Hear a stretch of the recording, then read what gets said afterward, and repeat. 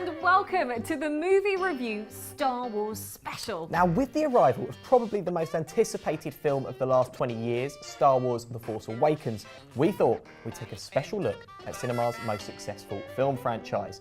First up, before we review the film itself, we'll talk you through the Star Wars story so far.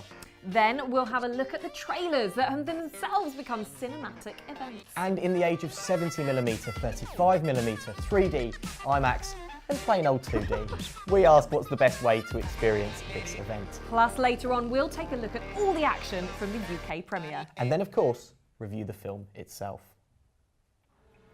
So, for those unfamiliar with the franchise, not really sure who that is, how did we get here? Well, released in 1977, Star Wars Episode 4 A New Hope revolutionised cinema and is ranked by Box Office Mojo as the second most commercially successful film of all time, having taken just shy of $1.5 billion worldwide. Wow. Now, the most successful, if you're wondering, is Gone with the Wind. And who said romances did, eh? Episode 4 was followed 3 years later by The Empire Strikes Back, and then in 1983 by Episode 6, Return of the Jedi. Both films were stonking box office hits again, and Star Wars' legacy as one of the most beloved cinematic trilogies looked assured. Until 1999, that is. Yeah, now that is when the first film in the much anticipated prequel trilogy, The Phantom Menace, was released. And again, yeah, I know what you mean. Oh. Directed by George Lucas, The Phantom Menace appeared to have lost all the charm of the original series, substituting the lovingly crafted in-camera effects for, well, how do I put it, soulless computer-generated ones? Jar Jar Binks? Anyone? No thanks. It was fundamentally forgetting what had made the early films great, and that was an engaging script, an exciting story, and above all else, interesting characters. Also, what you have to remember as well is they cast Hayden Christensen to play a young Darth Vader, a man who not only can't act, but has zero facial expressions whatsoever. Yeah. However, Episode 2, Attack of the Clones, followed, and soon after that came Episode 3, Revenge of the Sith. These two films were an improvement on the dire Phantom Menace, but still not a patch on the original series. And despite being another huge commercial success, fans, rightly, felt cheated. So, fast forward to 2012 and entertainment monolith Disney stepped in to buy Lucasfilm, the company behind the series, for a cool $4 billion. And given the company's track record of making commercially successful and entertaining films, all I can say is that hopes were high. Absolutely sky high, and they rose even further when the man who revitalised the ailing Star Trek franchise, J.J. Abrams, took his place in the director's chair. And what has followed since has been a whirling online rumour mill, the likes of which the world has never seen. And then, if that wasn't enough, the trailers started to come out, and let's face it, they were very, very exciting. The first teaser trailer introduced us to new cast members, John Boyega, Daisy Ridley and Oscar Isaac, and showed us some promising signs that Abrams would be reviving some of the best-loved aspects of the franchise, including my favourite, cute droids, and the famous Rebel X-Wing fighter. We also saw the iconic Millennium Falcon, the ship of Han Solo, so maybe some of the original cast members would be returning. Well, this was confirmed in Teaser 2, released in the summer, which alluded to a return for both Luke Skywalker and Princess Leia. But, most excitingly, finished with a definitive answer as to whether Han Solo and Chewbacca would make an appearance. Chewie, we're home. The final official trailer was a little bit spoiler heavy, so we thought we'd save all that for the review. Okay, so this is for all you techies out there. If you love Star Wars, as we do, and have been desperately waiting to see the film ever since the disappointment of the prequel trilogy, then you'll want to see it in the way it was intended, right? Absolutely. The film was shot on 70mm IMAX, while most are shot on 35mm or digital. Now, simply put, 70mm is high resolution and looks better than 35mm or digital. Add to that IMAX, which is a particular type of camera, and film projection, which adds even greater quality and comes with a great sound system to boot when you're actually in the cinema. Okay, I think I've got that. Yeah. Yeah, okay, cool. So, the best way to see the film is 70mm IMAX, right? Yes. Okay, good. Okay.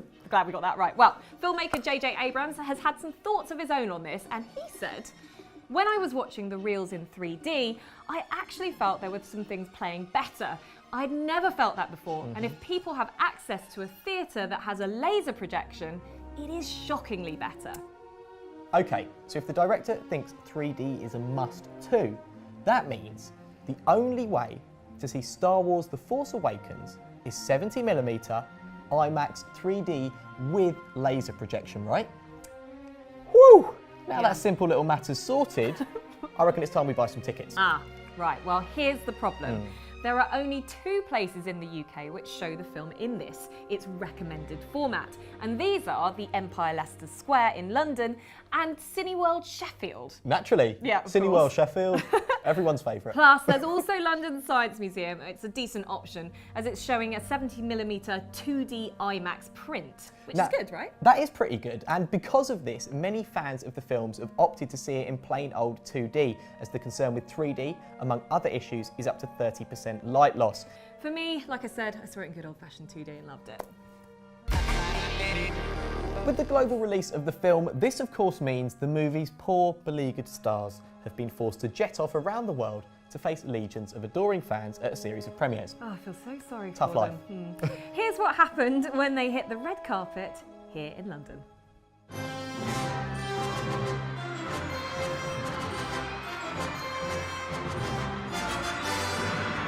I think what George Lucas created is a timeless story of adventure and of underdogs and of good versus evil. There's a princess, there's a wizard, there's a farm boy, there's a space pirate.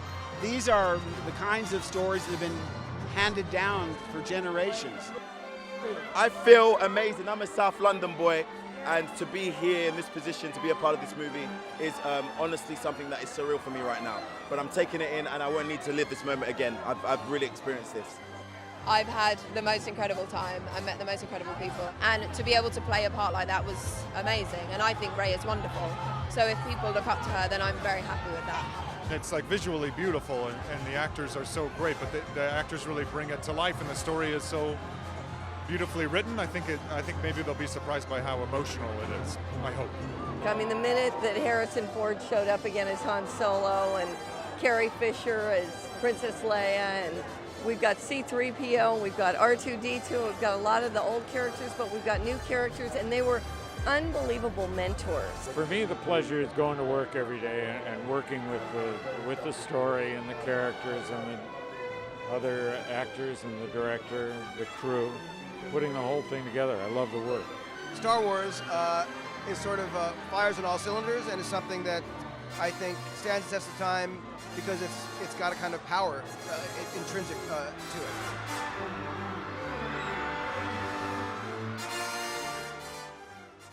I suppose now it's time for a review. Yes, okay, cue my exciting lead-in. The Force Awakens picks up 30 years after the events of Return of the Jedi and the defeat of the Galactic Empire, where Han Solo and the remnants of the Rebel Alliance face a new threat from the evil Kylo Ren and his army of stormtroopers. Bit Camp Joe. Sorry. Here's a clip. I was raised to do one thing. But I've got nothing to fight for.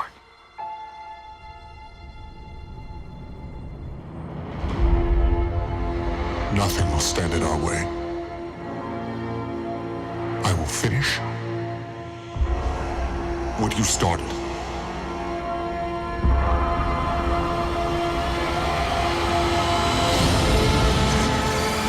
There are stories about what happened. It's true. All of it.